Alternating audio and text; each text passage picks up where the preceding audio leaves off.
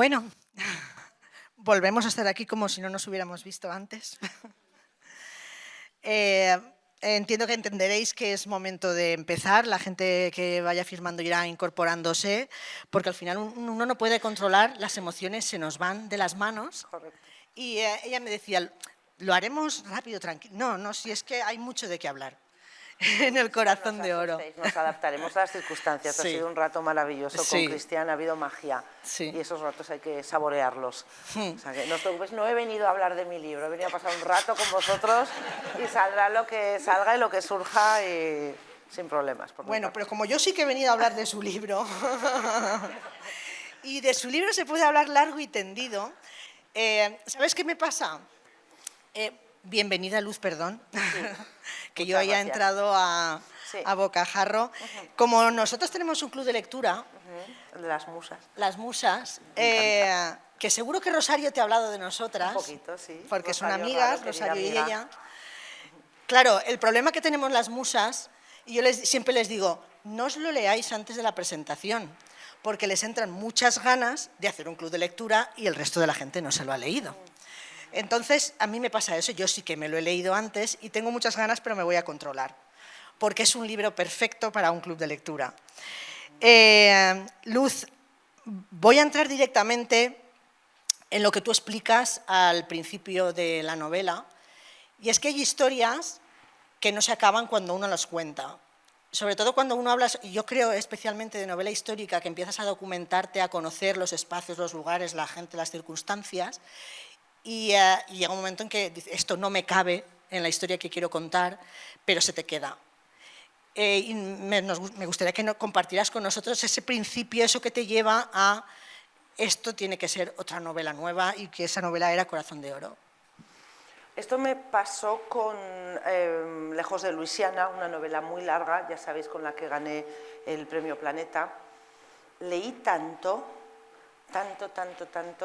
aprendí tanto, que gracias a esa novela, después de Luisiana, todo el corazón de los Estados Unidos en el siglo XVIII, que perteneció a España, me llevó a California, un lugar con el que yo he tenido un contacto personal, porque viví allí y tengo amigos y familia.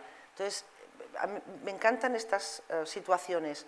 Si no hubiese sido por Luisiana, no habría escrito Corazón de Oro. Entonces, gracias a esa información, seguí leyendo y di un salto desde 1803 a 1848 en California.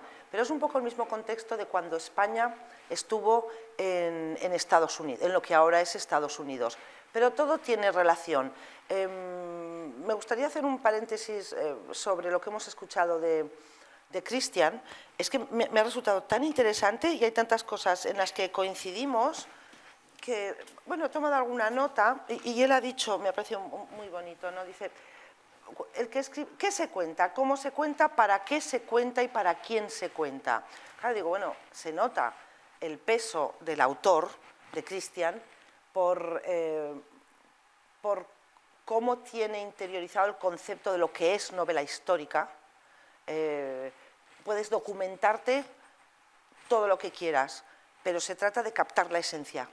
Captar la esencia. No tienes que dar una clase de historia, porque para eso están los libros de historia. Esto es muy difícil. Encontrar el equilibrio entre la historia y la ficción, es decir, lo inventado por el autor, el desarrollo de los personajes, todo eso es complicado, muy complicado. Y por eso hay novelas que nos parece que son como más históricas y novelas que son pues, como más novelas.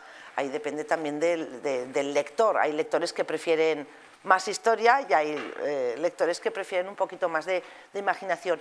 Ese equilibrio es muy difícil. Un tema como el de Jesucristo nos lo sabemos todo. Sabemos cómo empieza y cómo acaba. Y sin embargo, él nos ha hecho ver otro punto de vista. Hasta el extremo de que comentaba abajo con un caballero, salí un momento a tomar el aire, y me decía, ¿dónde está este caballero? Un muso, es un muso. Un muso. Un muso. Pues este muso me decía, oye, es que la verdad es que te hace plantearte cosas. No decir, pues igual tal como lo he aprendido no es exactamente así, igual hay algún ángulo nuevo. ¿Qué hacemos los escritores de novela histórica? Te fijas en un tema que a ti te apasiona y lo diseccionas. Y entonces le ahorras al lector pues 4 años de trabajo. Entonces, yo agradezco mucho a los autores de novela histórica. Si yo quisiera aprender el tema del contexto histórico real, bien documentado de Jesucristo, como nos lo plantea Cristian, ya ha hecho el trabajo él y encima de una manera apasionada. Entonces, esto es lo bueno de la novela histórica, de los autores que elegimos un periodo de la historia y lo diseccionamos para que el lector se meta en ese momento. Y esto hasta ahora no se había hecho, porque en la novela histórica lo que se hacía era los grandes nombres, los grandes reyes, por herencia de la novela histórica, sobre todo inglesa. Pero la novela histórica que yo digo, la cotidiana, el dame la vida de ese momento, el hazme sentir como un personaje de la novela, esto es relativamente nuevo en España, yo diría unos 10, 15 años, y cada autor ha encontrado su nicho, que es muy lindo. Tienes a Posteguillo con sus Romas, a Chicot con su Grecia, a Cristian más bíblico, ¿sabes? Es interesante. Y entonces, por redondear la pregunta que me has hecho, yo termino las novelas con una nota de la autora, porque no quiero que se me olvide esa información, porque se me olvida, y a veces que ya tengo que pensar, ¿cómo se llama este personaje?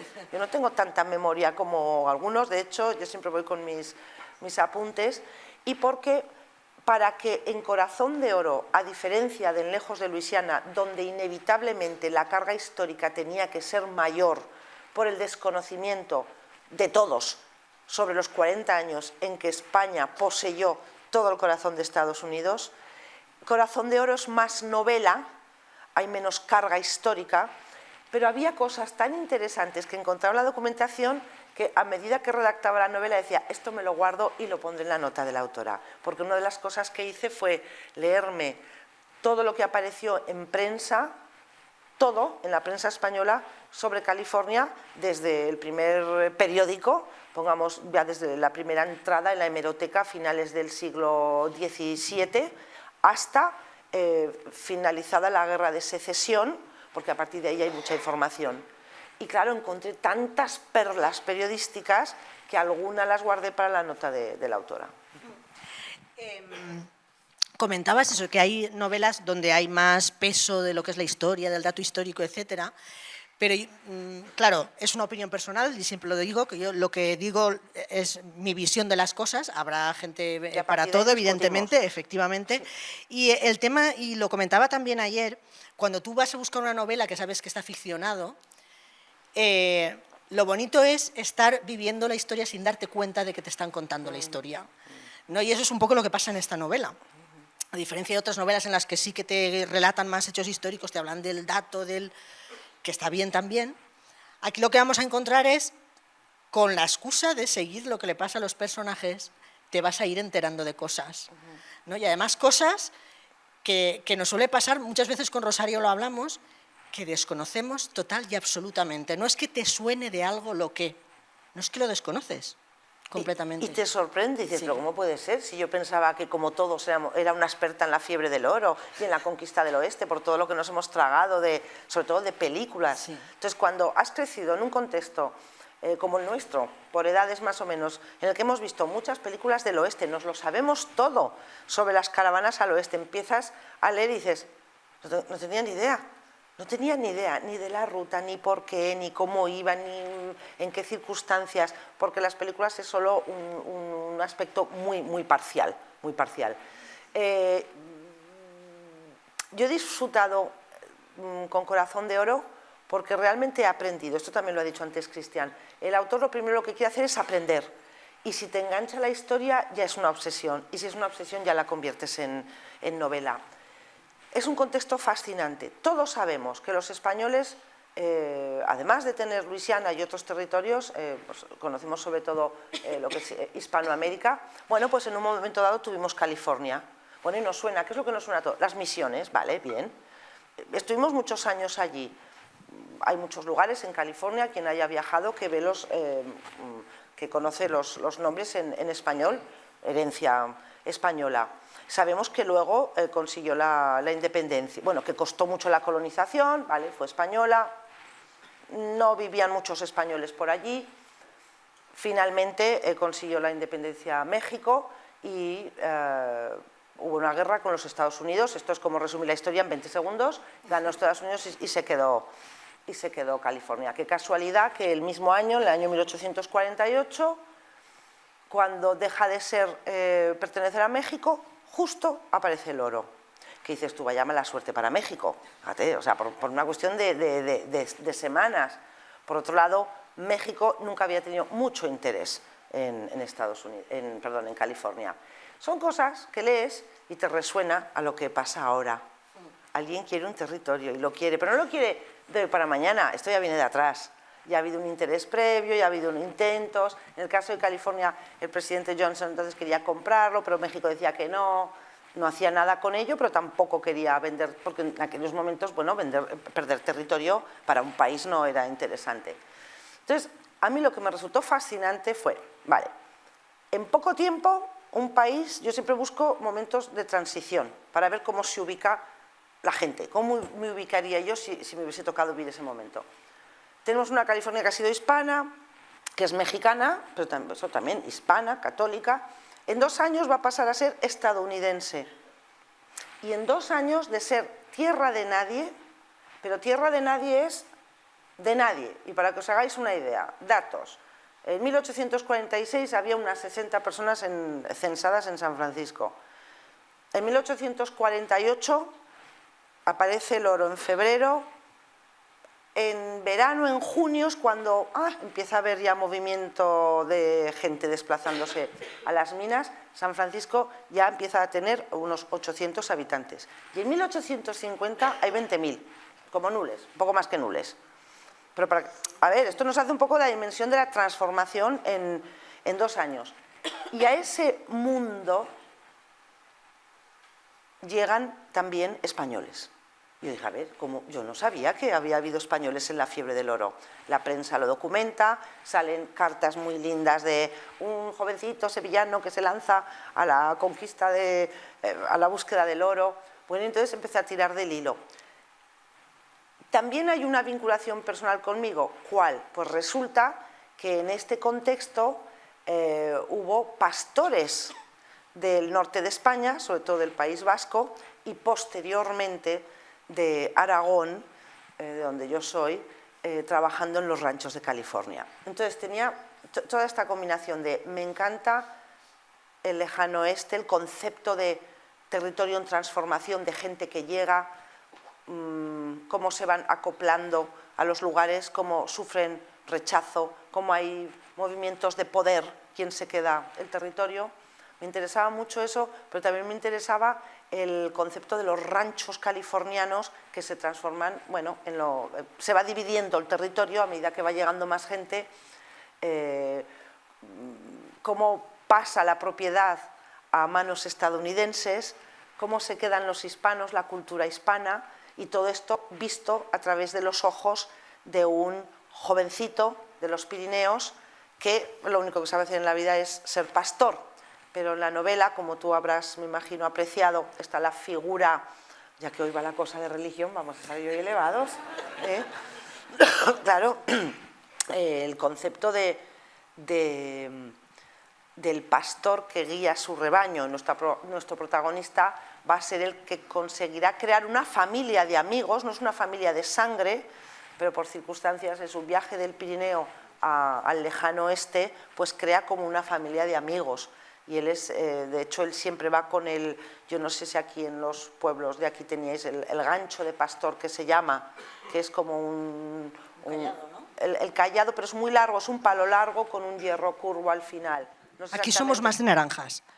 Pero es que el gancho pastor seguro servía también, sí. porque servía para agarrar a una oveja de la pata, pero también para agarrar una rama. Entonces es como ese báculo tiene un significado, el que le entrega el padre al hijo antes de irse y que le acompaña en toda su peripecia vital, pues es muy simbólico. O sea, hay mucho simbolismo en la novela. Ha hecho una sinopsis perfecta, evidentemente, se le nota que es la autora. Hay muchas conexiones, claro, cuando uno ha escrito mucho, no sé si te haces guiños a ti mismo o guiños a tus lectores, porque escribir es un ejercicio de diversión. El autor Yo no cuando lo está haciendo... No lo tengo claro. Algo bien te lo pasas. Me lo paso bien documentándome. Pero y lo he dicho alguna vez y lo comento, ¿no?, con otros compañeros, la mayoría dicen que se lo pasan muy bien. yo el único placer que encuentro es el ser capaz de evadirte. O sea, realmente cuando estás creando el universo te pueden pasar 12 horas seguidas que si no te llamasen a comer ni te moverías de la silla. Estás en ese universo. Pero yo en términos generales sufro mucho redactando la novela. Me cansa, tienes que estar muy atenta. Entonces, la documentación sí que me gusta. Entonces yo creo que en realidad tendría que ser documentalista más que novelista. Pero entonces nosotros perderíamos y entonces no, mejor sufres tú sola y nosotros disfrutamos. Sí. Me disfruto mucho con la revisión. Sí. Una vez terminado el primer manuscrito, dices, vale, ahora voy a empezar a desmontarlo y lo desmonto y lo vuelvo a montar, pero eso es otra cosa. Sí. Yo me refería, por ejemplo, que muy al principio, quienes hayan leído, por ejemplo, Palmeras en la nieve, reconocerán el municipio, el pueblo del que sale Lorien. Pasolovino. Pasolovino. Sí. Que esas cosas son chulas. Cuando tú lees algo y descubres y dices, ¡anda! Sí. Pero está aquí otra vez, que ya está. Que esa es la única referencia en el inicio que tienes. Me ha encantado porque has dicho un guiño a los lectores de Palmeras, sí, y también un guiño personal, porque lo comentaba en las entrevistas, se me había olvidado, en las entrevistas de Palmeras, hace ya, pues, desde 2012 ya ha pasado tiempo, 16 años va a hacer. Pues yo contaba muchas veces que papá en Cerler, en el Valle de Benasque, en los Pirineos, en lo alto del Pirineo, decía pues que los jóvenes de su época, en los años 50, marchaban o a Guinea o a la Argentina, y que él dudó, no sabía si irse. Yo le decía, fíjate papá, si en vez de ir a Guinea, si hubiese ido a Argentina, Palmeras en la nieve no existiría, igual hubiese escrito algo sobre la pampa argentina.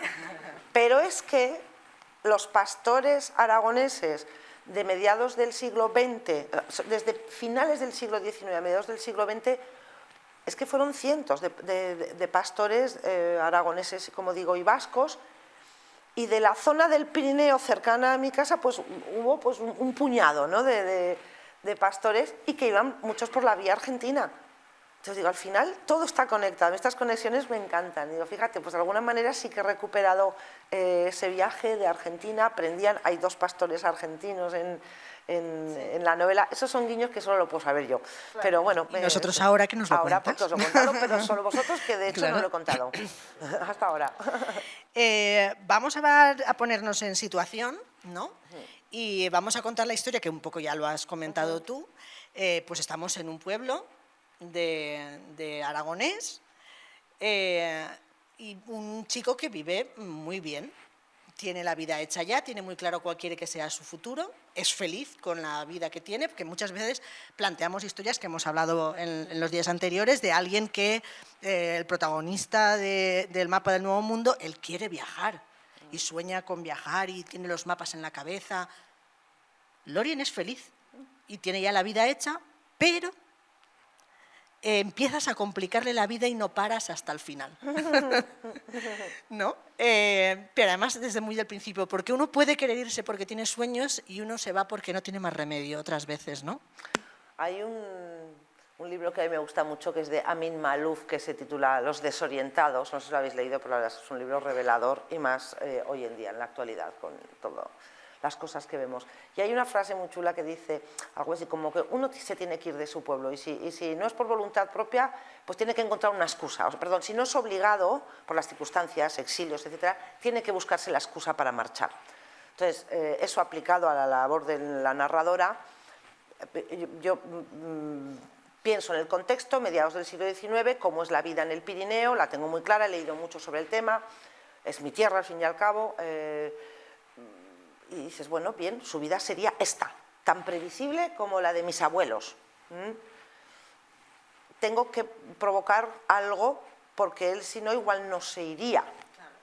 Tampoco se iban tantos, algunos sí que se iban. En el siglo XVIII, esto es fantástico, en todos los pueblos hay un personaje ilustre, o más, pero si os fijáis, los primeros son del XVIII. La Ilustración, cuando empieza a ver, la gente se mueve más y los que valen en el pueblo, valen en el sentido que se decían los pueblos, que este valía para estudiar, se los llevaban a los seminarios de las ciudades. Estoy hablando de 1700 algo. ¿Cuántos hombres salieron de pueblos minúsculos a estudiar, tuvieron la opción y llegaron a ser militares de alto rango, ministros, etc. En el caso de... tú acuérdate lo que estoy diciendo y me vuelves luego porque ya me estoy yendo y luego no sabré volver. En el caso de Lejos de Luisiana, y tiene que ver también con lo comentado antes, que la primera pregunta que le has hecho a Cristian, para que veas que he estado atenta. ¿Cómo se acerca uno a un personaje histórico potente? Que es un tipo de novela histórica. Entonces yo cuando pensaba en Lejos de Luisiana pensaba en Bernardo de Gálvez, que fue gobernador de la Luisiana y luego fue virrey de Nueva España. Una carrera impresionante de alguien nacido en una aldea de Málaga llamada Macharabiaya. Como me rondaba esta historia me fui a Macharabiaya y dije yo, ¿cómo es posible? ¿Cómo es posible? Es una aldea con una iglesia muy grande, de una arquitectura que te recuerda pues, al Nuevo Mundo, evidentemente porque la pagaron sus familiares con el dinero que venía de América. Y bajo la iglesia hay una cripta, que la cripta es tan grande como toda la iglesia, normalmente las criptas son más pequeñitas. Pues esta cripta era tan grande como la iglesia. Y ahí al fondo, en una urna de mármol verde, están los restos del que fue ministro de Indias, José de Gálvez, tío de Bernardo de Gálvez, que fue quien colocó a su sobrino favorito Bernardo y llevó fatal su muerte prematura a los 40 años siendo virrey. Este José de Gálvez, ahí muerto en soledad, porque todos los demás, tanto su sobrino como su hermano, que también fue virrey, acabaron enterrados en México, yo pensaba en eso, en el tema de la soledad. Digo, ¿cómo es posible conseguir tanto y estar aquí solo? Porque si hubiese más tumbas, pues dices, oye, por lo menos estás acompañado. Pues es el hilo del que empecé a tirar y José de Gálvez fue el que impulsó la conquista de California en 1767, porque hasta entonces había habido alguna expedición, pero poco más. Ya me tienes que pescar, péscame, péscame, péscame, péscame. Todo esto me lo has contado sí. para decirme sí. por qué en una vida tan cómoda como la que tiene Lorien, sí. de repente tú sí. te buscas la razón para que tenga que marcharse. Exacto. Entonces, con este pensamiento, buen equipo, con este pensamiento de todos los jóvenes que tienen que tener una razón para salir de su pueblo, para evolucionar y luego decidir si quieren volver o no, dije, bueno, no me resulta coherente convertirlo, no me pegaba que fuera militar. Claro, como escritor tienes que decidir. Y digo, pues tampoco, no quiero repetir ni Palmeras en la nieve, ni quiero repetir Lejos de Luisiana. Y entonces voy a discurrir algo ajeno a él, que la vida tiene estas cosas, que sucede, por lo cual tiene que marcharse. La novela es un viaje físico, pero es un viaje emocional. Es un viaje iniciático. Es un chico joven, de buen corazón, que se va a enfrentar a la vida como nos ha pasado a todos y que va a tener que tomar decisiones como nos ha pasado a todos y tendrá que tomar decisiones que le plantearán dilemas morales por temas que nunca ha conocido, como puede ser el tema de la esclavitud, porque en el Pirineo no había esclavitud a mediados del siglo XIX, nada de esto, nada. No quiero desvelar mucho, por eso hablo con cierto tiento, pero básicamente es el viaje que realiza Lorien, las relaciones con su lugar de origen, con el destino al que le lleva la vida, con los recuerdos del lugar de origen, con el deseo de volver por esa atadura. Pensemos en todos los que abandonan por obligación sus territorios. Una novela sobre la migración también, sobre la amistad, sobre el amor, pero hay mucho sobre los que se mueven de aquí para allá por diferentes circunstancias. A todo lo que ha dicho Cristian hubiese añadido yo solo una, si me hubiese dejado alguna pregunta más, o como ha intervenido una persona que ya ha preguntado, yo digo, voy a salvarle, iba a ser yo la de salvarle. Le iba a preguntar que la novela histórica, para mí, la buena, la que a mí me gusta, me da igual el rey, me da igual el contexto, es la que al leerla te está haciendo reflexionar sobre tu presente. Y yo creo que muchos escritores de novela histórica nos fijamos en un momento del pasado porque nos hace dialogar con el presente. Esto ya era así cuando apareció la novela histórica en el 19, a principios del 19, con Walter Scott, esta mirada que hubo en el romanticismo hacia la Edad Media, que les encantaba. Bueno, pues los románticos buscaban en el pasado una evasión de su presente, la época, pues recordemos, la época industrial, bueno, el siglo XIX fue un siglo complicado. Fue una evasión, pero también una forma de entender el mundo que estabas viviendo. Entonces, con la novela histórica actual pasa eso, porque hay dos géneros que me gustan mucho ahora, que son la histórica y la policíaca. La policíaca yo creo que es vamos a matar a alguien ya, para desestresarnos. Sí. O sea, queremos algo muy bruto, porque estamos todos tan atacados y tan estresados que si lees esto pues te gusta y encima al final si cogen al malo dices, bien, qué descanso. Pero la histórica, tú lo has comentado antes también, está esa reflexión, anda, mira, esto ya pasaba en el siglo I, anda. Es que es un pensamiento recurrente, pero es que es así. Es recurrente. Y eso para mí es el termómetro de cuanta más reflexión te provoca una novela histórica sobre tu presente, mejor es la novela histórica. Haced la prueba cuando leáis. Si se queda simplemente bueno, está ambientada, pero bueno, pues entonces tenemos otra cosa. Pero...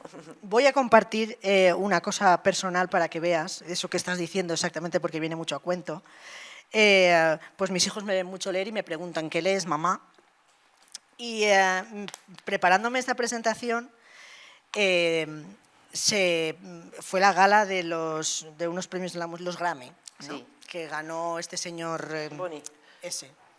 este señor. Él. Tengo hijos, no tenía ni idea, pero ellos me... Sí. Eso es lo bueno yo de por los suerte hijos, mis que hijos, sí, mis hijos saben quién es, pero no lo escuchan. He tenido suerte pero en la vida. Saben quién es, sí. Bueno, pues yo le decía, mira, pues hijo mío, voy a coger una frase que ha dicho una cantante que a ti te gusta mucho en esta gala y en vez de poner un referente histórico que quedaría súper bien, no, voy a ser un poco más mundana. Y Billie Eilish, en el momento de su intervención, dijo que nadie es extranjero en tierra robada. Y a mí se me pusieron los pelos de punta, por lo que tú decías, porque yo acababa de leerme la novela y pensando en qué poco hemos cambiado, en esta novela estamos hablando de quién es la tierra, ¿no? De cómo, nos cuenta un poco eso de cómo de repente alguien decide esto es mío y lo tomo.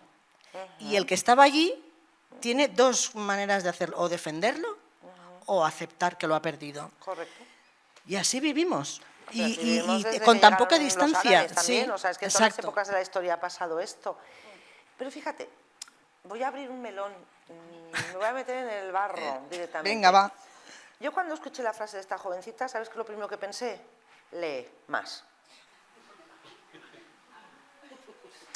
Porque, por ejemplo, en la guía Hastings, que es la que emplean los viajeros, que es una guía de 1840 y algo,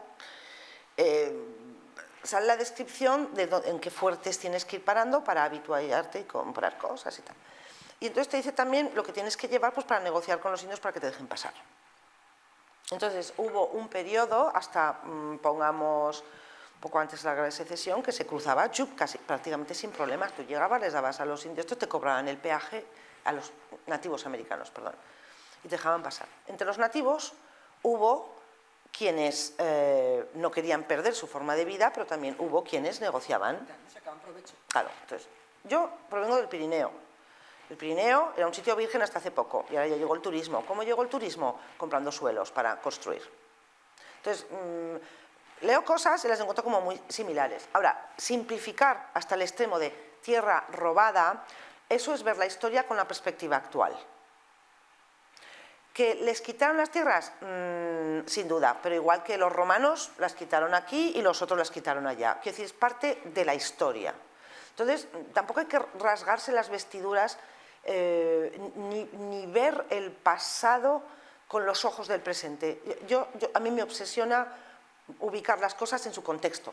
Exactamente igual que cuando se ha criticado la historia de España en Hispanoamérica o se nos ha insultado genocidas, han dicho.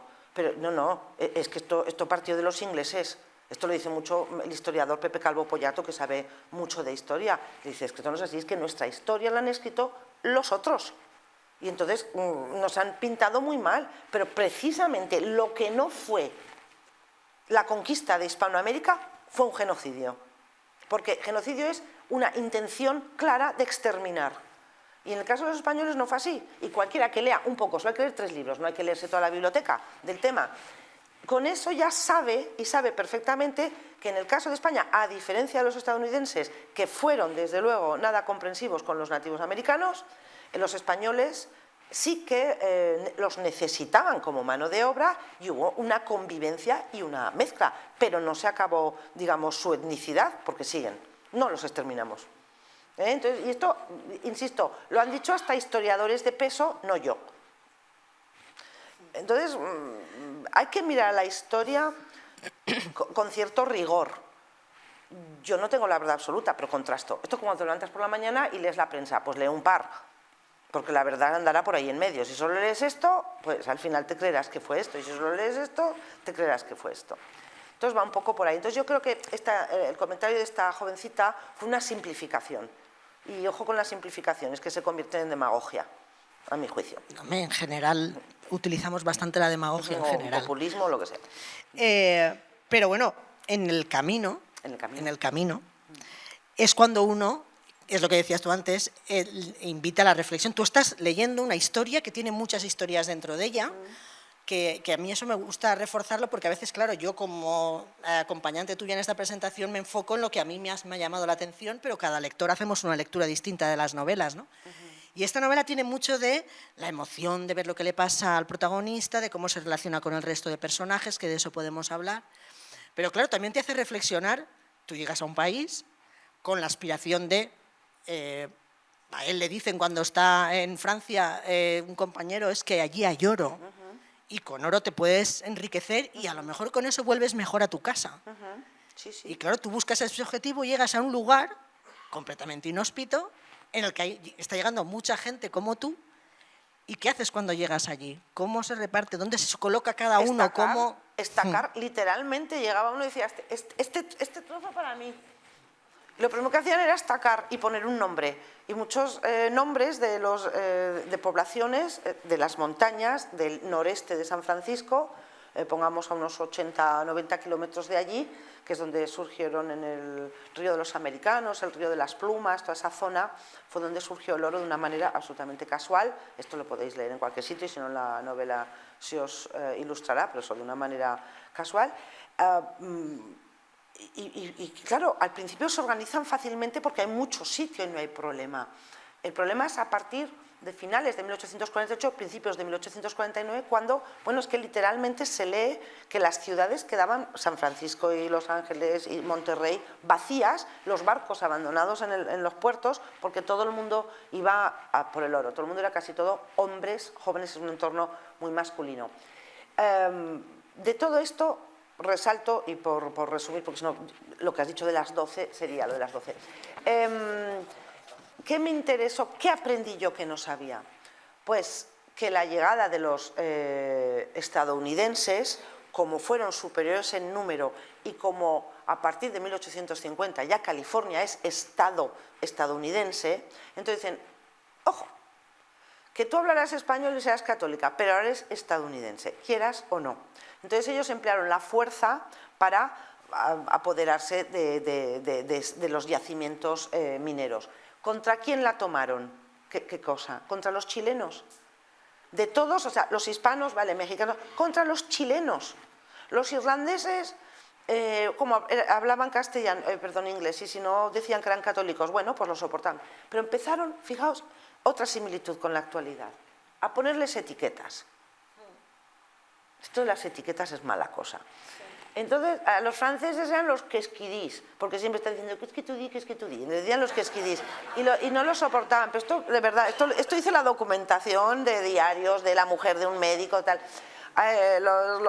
Los hispanos en general les llamaban los greasers, que eran los grasientos, que unos dicen que por el pelo lacio, pero otros dicen porque hacían la peor tarea, que era engrasar los ejes de las ruedas, que para mí tiene más sentido. Los alemanes había pocos, lo soportaban, algún italiano. Los nativos americanos hubo algún campamento minero de nativos. No tenían ese concepto de ¿para qué quiero el oro? Yo estoy viviendo ahí a mi bola, ¿no? Bueno, españoles se juntaban con otros europeos, pero es que el foco del odio fueron los chilenos, los pobres desgraciados chilenos que de verdad que trabajaban, que levantaron la ciudad de San Francisco en construcción, en cocina. Pues bueno, alguien tiene que ser siempre el objeto de, igual que las mujeres fueron el objeto de la ira en los grandes ataques de brujería de los siglos XVI, sobre todo XVI, cuando la Inquisición ya no ejecutaba y entonces entraron los ayuntamientos de los pueblos, gobiernos civiles a cargarse a las mujeres. Ese es otro tema también, ya vendré otro año y os hablaré de eso, porque ese es un tema que a mí me fascina y pocas personas en este país saben así de este tema, ¿no? Entonces, lo que hicieron con los chilenos, dije, tiene que aparecer en la novela y recuerda a lo que, es que, de verdad, esto está escrito antes de lo que estamos viendo ahora en las imágenes. Está escrito antes. Yo digo, madre mía, una bola ahí, una bola se repite, se repite, se repite. Pues por desgracia sí. Pero ya, cuando se han vivido episodios de tanta crueldad en el pasado, sinceramente es imperdonable, imperdonable que repitamos esto. Y es una de las cosas que se ve mucho, lo que hablabas tú de las etiquetas, cuando empezamos a etiquetar y a encajar a las cosas, a las sí. Ya no puede ser de izquierdas creyente, de derechas que te guste la música, no sé qué, no es como un cajón ahí, digo, ¡ay, por Dios! Esto sí, parece no, que esto es tengamos la insoportable. necesidad de hacer eso para organizarnos como sociedad, ¿no? Pero es que esto siempre... Mira, hay un libro, yo os recomiendo de verdad, hay un libro maravilloso de los años 80 del siglo XX, que se titula El miedo en Occidente. Lo escribió un señor llamado Jean Delumeau. Yo siempre que me preguntan, y no, pues lo recomiendo, digo, leedlo, porque te explica las grandes atrocidades de la humanidad, siempre han surgido de situaciones de estrés, ansiedad y angustia. Esto siempre deriva en violencia. Si una sociedad se siente traumatizada por algo, deriva en violencia y explota, como sea. En el caso de la brujería, el siglo XVI fue un siglo muy complicado en Europa y a partir de ahí, hubo ahí hasta finales del siglo, hasta 1700 algo que se mató a la última bruja, en Suiza, en un cantón suizo, ojo, que estamos hablando del siglo XVIII, matar a alguien acusada de brujería, fue el resultado de un periodo terrible de guerras, de hambre, de miseria, de enfermedades, y todo eso, la razón fue las culpables las mujeres. Entonces el foco, igual que ahora nos metemos con los políticos, pues entonces se metían con las mujeres. Mujeres en esa época, los judíos en el siglo XX, ahora hay diferentes frentes abiertos y no, ahí sí que no me voy a meter, pero realmente la violencia surge de una angustia extrema, en épocas de inseguridad. Si yo siento que lo mío está siendo atacado, lo mío, cada uno que valore qué es lo suyo, su propiedad, su país, su cultura, su lo que sea, pero esa inseguridad acaba derivando en violencia y acaba estallando. Entonces, es un libro revelador en cuanto a que te plantea la historia visto desde este ángulo. Es un sociólogo muy importante. Insisto, es revelador, es revelador. Y como una rebeldía, perdón, de la autora, cuando Lorien llega con Baptiste y se meten en esa caravana en busca del oro, creas un crisol de culturas en la que el grupo de amigos de Lorien es un montón de etiquetas diferentes, ¿no? Pues como éramos en los 80, uno de cada pelaje. A ver, se va alguien de su pueblo con 20 años, 18, 20, 21, y lo primero que hace que es amigos. Y los amigos, pues no sabes quién va a ser tu amigo. A no ser que solo te muevas en un sitio muy cerrado, bueno, pero a nada que te abras al mundo. Entonces, en esta novela tenía que haber un chileno, tenía que haber un africano, tenía que haber, sí, diferentes personas. ¿Y qué es lo siguiente que haces cuando eres joven? Enamorarte. Sea de hombre, mujer o lo que sea, pero te enamoras. Entonces, para mí, en realidad, El corazón de oro es una gran historia de amor. El resto es el contexto y tal, pero es una gran historia de amor en este viaje de este joven. ¿Cómo distinguir cuál es el amor verdadero? Plantea la novela. Y ¿qué pasa cuando la persona a la que tú más amas te plantea un dilema moral? Que es lo que sucede en la novela, porque en todo este lío de unos llegan, otros están, yo esto es mío, esto es tuyo, esto es tal, pues resulta que la persona a la que más quieres te está diciendo, es que me quiero vengar, por resumir. Y ahí está la palabra clave, la clavas de... Claro, entonces la venganza, La es una venganza. novela del oeste, del lejano oeste. Hay cosas del lejano oeste que tienen que estar igual que están las caravanas, el escenario y tal. Tiene que estar quién es el bueno, pero revisitado, digamos, un viaje al lejano oeste, pero revisitado. ¿Quién es el bueno, quién es el malo, quién tiene razón, quién otra? O sea, ¿quién tiene razón? ¿El dueño del rancho o la familia desgraciada cargada de hijos que llega a una esquina y dice, oye, que me voy a quedar allí porque no tengo nada y voy a plantar ahí 4... Y me voy a defender con uñas y dientes. Tomates ya podía. Se supone que los tomates venían de allí, ¿no? No he dicho nada, pero de verdad a mí me pasó con las patatas. Yo no soy cocinera, pero en mi maravillosa novela Arreglos a tupés del siglo XVI, yo ahí pongo el potaje, no sé qué, y la lee mi marido y dice, che, él es cocinetas, yo no. Y dice, patatas no. Y no, pues yo no sabía, pues no, pues patatas no. Digo, vale, y entonces ya me explico, entendido. O sea, eso puede pasar, Pero yo creo que eso duele menos que si es una cosa histórica. Es que no lo puedes saber todo, le exiges a un escritor que sea experto en todo. Que no, y tampoco que no, hace falta, ¿eh? Ni hace falta ni Hay que enviar un mensaje, hay que enviar un mensaje a los lectores de que se relajen. Sí. Leer relajaditos, no cojáis el móvil, disfrutar de la historia. Todos leemos y dices, y algunos libros dices, ay, pues hay varias erratas. Calma, pues no pasa nada, sigues leyendo. Ya está, O sea, sigues que no leyendo. se acaba el mundo. No se acaba el mundo. Además, hay ratones en las ¿cómo se llama? En las imprentas, porque puedes revisarlo 200 veces y de repente falta una página. ¿Cómo es posible? Si está todo el documento entero, vas al documento original, está la página, vas al libro, no está la página. O sea, un gremlin o un duende o algo. Entonces, bueno, que tampoco, nos hemos vuelto un poco también eso, picajosos, estamos todo el día buscando ahí. Disfruta del camino. Sí, es eso, yo es que no soy así. Es como que el que te mira, pues a ver si te encuentra algún fallo, a ver qué llevas mal, pues no. Uy, no, por favor, no empecemos por ahí. No, pues eso, pero es una metáfora de las redes sociales. Lo sé. Ya, estamos ahí. Claro, es que hemos estado hablando mucho a lo largo de estas jornadas de eso, de lo mucho que nos parecemos, de lo poco que hemos cambiado, ¿no? Y hablamos más de conceptos más metafísicos o también de cosas más materiales como el tema de la guerra, quién pierde en todas las guerras. Pero es que al final lo que sí que no ha cambiado, creo, en absoluto en la historia de la humanidad es por lo que nos movemos los hombres y las mujeres. Te mueves por amor, te mueves por odio, te mueves por las emociones, ¿no? Son las que nos mueven y a los personajes de esta novela les mueve eso, perseguir sus objetivos, pero es que les mueve la venganza generada por el sufrimiento, el odio, el amor. Al final... Yo diría que los sentimientos son los mismos a lo largo de la historia. Tengo mis dudas con respecto del amor, porque creo que el amor romántico es más tardío. O sea, no tengo claras las relaciones de amor en Roma, por ejemplo, lo hablaba hoy con una experta en el tema y quizá sería algo más, no sé, no lo tengo claro.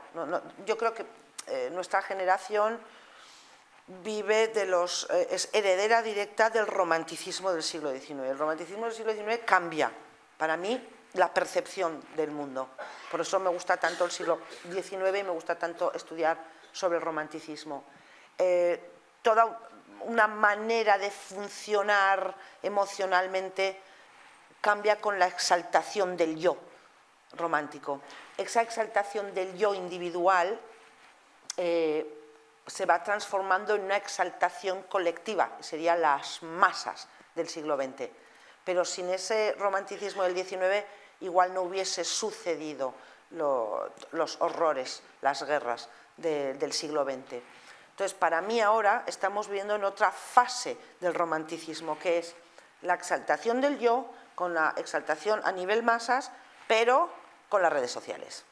Y entonces ese yo que quiere salir y demostrar, mundo, entérate que existo, ha encontrado ese hueco ya no en el grupo de personas necesariamente en la calle, que también, pero no tanto, porque puede gritar y mostrar su individualidad en las redes.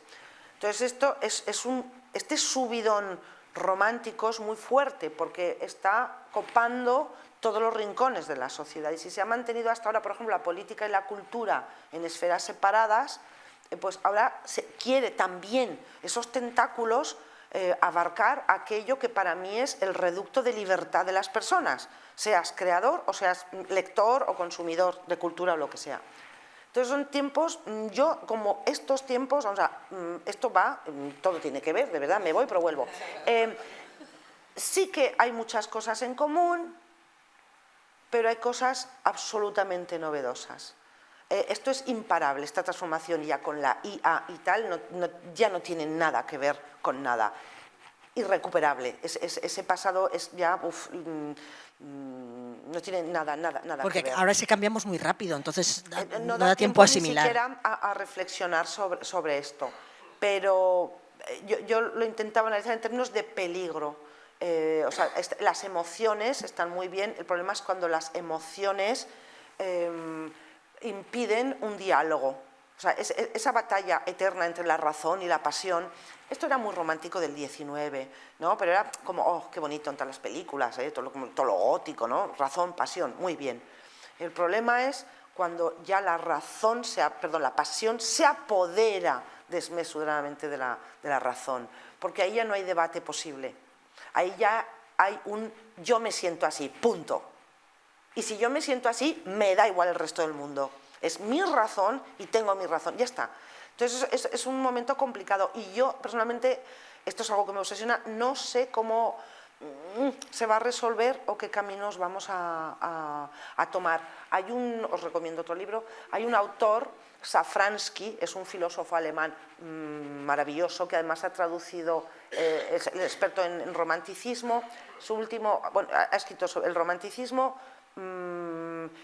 sobre el mal y tiene un apunte interesante que es el sí mismo, cómo en toda esta masa uno puede sacar el sí mismo, el yo interior que llevo dentro, singular y especial, desmasificado. No sé si me entendéis lo que quiero decir. O sea, pasamos de la exaltación del romanticismo a la masa. Vale, muy bien, pero ahora es que quiero ser yo, quiero ser yo.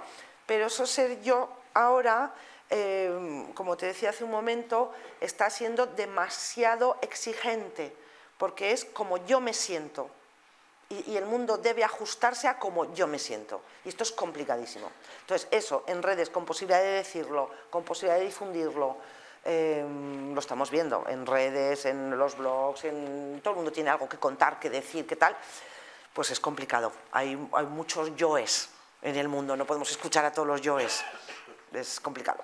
Pero claro, tampoco resumimos, y ahora retomo donde iba mi pregunta, cuando hablábamos de esas emociones, del odio, del sufrimiento, lo que te genera, el amor no solo estamos hablando del amor romántico, estamos hablando del amor por tu tierra, por tus padres, por tus amigos, ¿no? Esto lo decía antes, Cristiana, hay muchas caras del amor y yo esto en mis novelas siempre lo planteo. No es, la historia de amor es un hilo conductor con muchas ramificaciones, que eso para mí es una novela. A mí me gusta escribir algo parecido a lo que me gustaría leer, o en las novelas que le digo, mira, me ha gustado esto, pues yo también quiero escribir así, sí. Pero vamos, que tienes razón, hay muchas facetas del amor, sí. Padres, hijos, amigos. Sí. Y lo que generas con la historia que cuentas, si fuera el club de lectura nombraría, pero no voy a nombrar, es que tú como lector te metas mucho o sea, que sientas amor o odio por algunos personajes.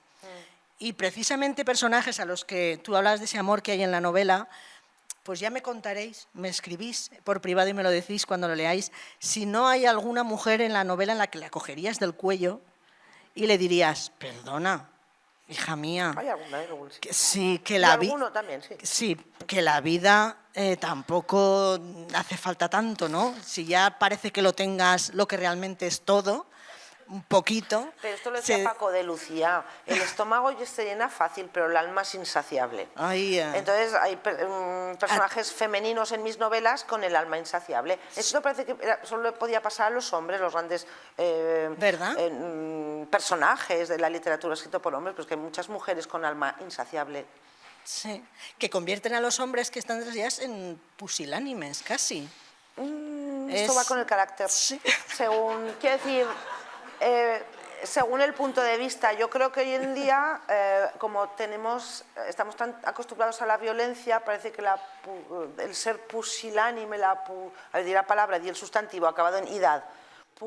Pusilanimidad, toma palabra, se asocia pues eso con alguien débil. Sí. Pero bueno, hoy en día yo creo que estamos ya viendo en series y tal que los hombres aceptan su vulnerabilidad. Entonces yo tenía muy claro que mi personaje Lorien tenía un punto vulnerable, porque es un hombre bueno, es un hombre bondadoso. Ahí vamos, sí. Y es un personaje bondadoso. Y digo, quiero un personaje que tenga un corazón de bueno, oro. Sí, es el título. Exactamente. Lo tuve clarísimo. Y ahora ya cada uno que se identifique más con uno con otro. Pero está gustando mi Lorien porque en general... Pero porque en general, de verdad os lo digo y así lo creo, hay más gente con un corazón de oro que lo que se parece, sí. que lo que se transmite. Ahí va a ir yo, ahí va a ir yo. ¿Qué pasa? Que estamos muy acostumbrados a que las novelas nos presenten a personajes muy traumatizados, muy... Hay gente como Lorien, que ha tenido una familia que le ha querido, ha vivido muy bien, que es claro, que se ha tenido que ir, claro, en el concepto del siglo XIX. Que se ha tenido que ir en las circunstancias que descubriréis que se tiene que ir, pero que el hombre tiene un buen fundamento y ese buen fundamento se lo lleva a un territorio muy hostil, muy hostil. Paréntesis. Ahora no me acuerdo qué país era, no sé si era Holanda, Suecia, que solo debe haber como un gran médico forense, un país pequeño. Entonces, ¿cómo le llamaban? Tantos escritores para hacerle preguntas sobre cuestiones de la referente materia, el hombre. Convocó una rueda de prensa, los reunió a todos, salió en las noticias. Y dice, a ver, os convoco a todos los que queráis hacerme preguntas y os respondo a todos a la vez, porque es un país en el que no hay faena para tantos forenses. Y sin embargo, todas las novelas que se escriben son tremendas de asesinatos. Que es curiosísimo esto. Sí. Cierro paréntesis. Sí. Es que se me va, Luz, se me va. Me cuesta irme, pero es que te sigo y me voy yo también. Pero yo creo que ya... Yo creo que Corazón de Oro ha quedado claro más o menos qué es. Ha quedado claro. Eso sí, y ahora ya podemos hablar de lo que nos dé la gana. De lo que nos dé la gana. Total, ya no nos espera nadie después. Cada uno, pues eso, cada uno tiene su voz, como hemos dicho al principio. O sea, Cristian tiene este hueco, el otro, cada claro, uno que tú cuentes el camino emocional, existencial que recorre una persona en un contexto histórico tan complejo, porque lo estábamos hablando antes, claro, de quién era el territorio, cómo se repartía el territorio, quién tiene legitimidad para qué. Esas cosas son... Yo no tengo la respuesta, yo planteo. Claro. Ni entonces ni ahora. Las cosas y musas, como el Espíritu Santo. Es por cómo nacimos. La asociación nació de un grupo de comerciantes y hacíamos actividades donde los comerciantes vendían cosas y aparte había libros. Entonces hay cosas y musas. La palabra tan bonita, la palabra musa es muy bonita. Pues ahora te llevas un trocito de las musas de Nules. Sí, claro que sí. Muchísimas gracias por habernos acompañado. Yo me he divertido. Aquí acaba el ciclo.